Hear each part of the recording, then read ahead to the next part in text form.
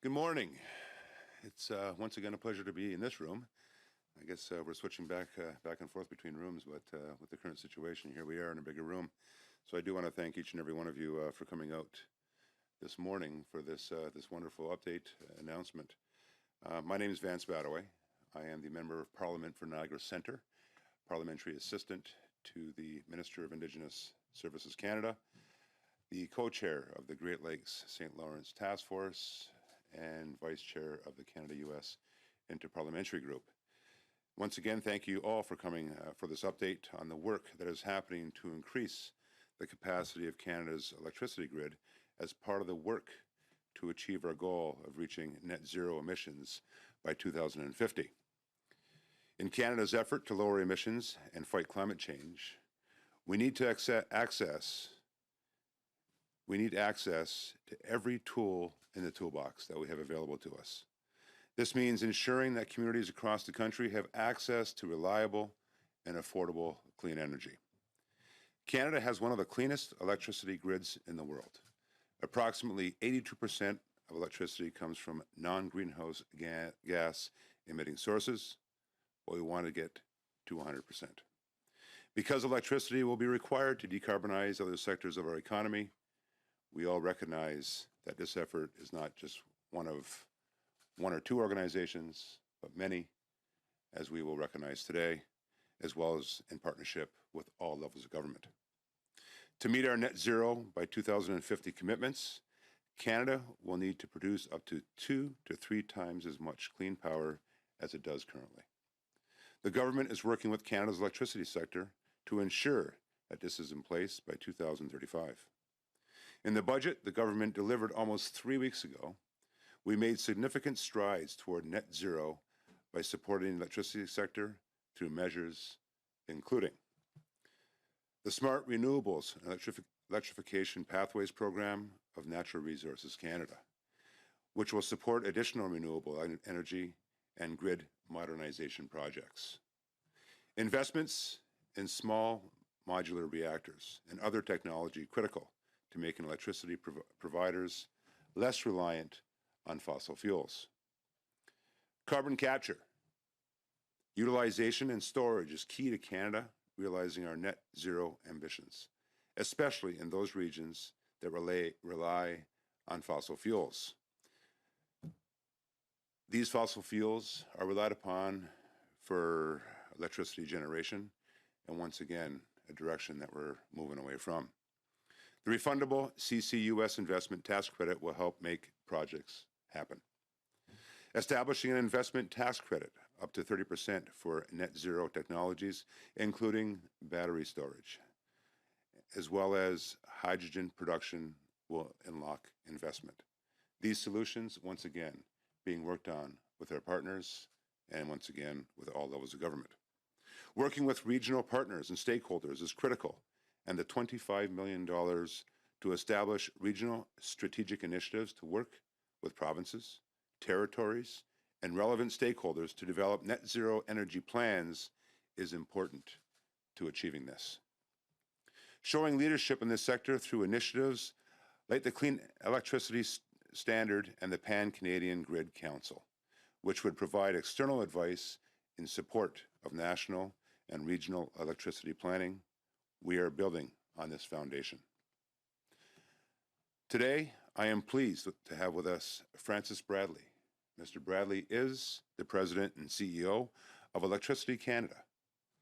Francis will talk about the challenges ahead and how Canada's electricity sector and the government are working together to meet these challenges and make Canada's electricity grid cleaner and better for those generations well into the future. And with that, I'll turn it over to Mr. Bradley. Mr. Bradley, welcome.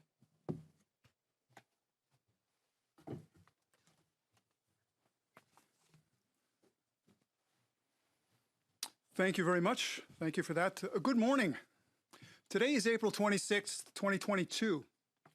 There are now 4,998 days until December 31st, 2035, by which point the federal government has pledged to make Canada's electricity grid a green one. 4,000 998 days might seem like a big number, but it's not. Last year, the federal government committed to net zero by 2050, whereby Canada would stop its reliance on fossil fuels by mid-century. By the government's estimation, Canada will need 2 to 3 times the amount of electricity it produces to decarbonize other sectors of the economy.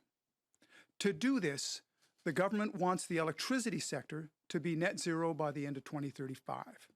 That's 13 years, or 4,998 days. To build the systems to eliminate greenhouse gas emissions from our sector while adding capacity to the electricity grid and ensuring that it continues to be affordable, reliable, and resilient. Our industry is known for some time that it would have a significant role to play in Canada's net zero future, and Electricity Canada members have unveiled a variety of net zero announcements over the past year, well ahead of even the government's net zero legislation.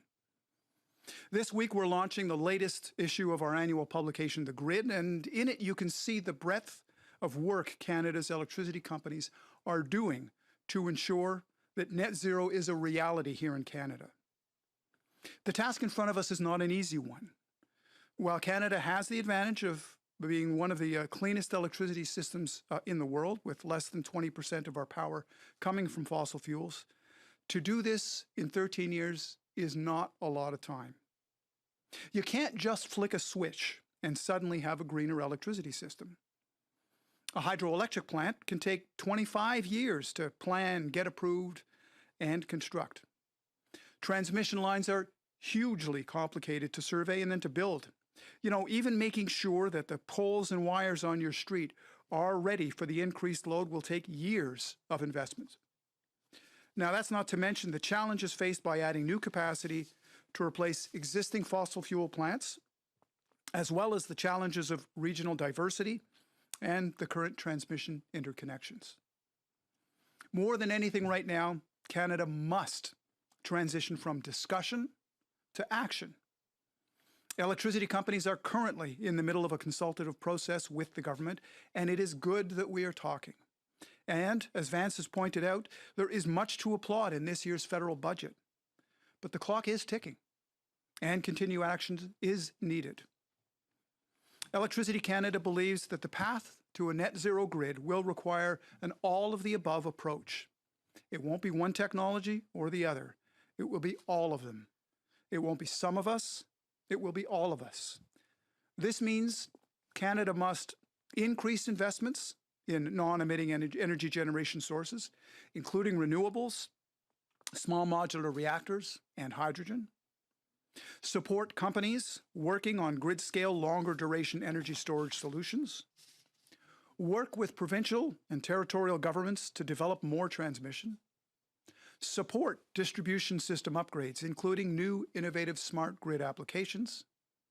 Support further research, development, and deployment of carbon capture and storage. And provide financial assistance, including rebates for behind-the-meter customer energy solutions and energy conservation. What we need right now is support for the scaling up of new technologies. We need backing for research, development, and commercialization. And we need to modernize the regulatory rules in which the industry operates. And we need to do it soon. Decarbonizing Canada's economy is a Herculean task. Decarbonizing the electricity system by 2035 is doubly so. To have a chance of being successful, the electricity industry will, as Prime Minister Trudeau said, need to do more, faster. But the clock is ticking. It's 4,998 days until the federal government has pledged to make Canada's grid completely green. Tomorrow, it'll be 4,997 days. Everyone, the electricity sector, government, civil society, has to start moving before the time is up. Thank you very much.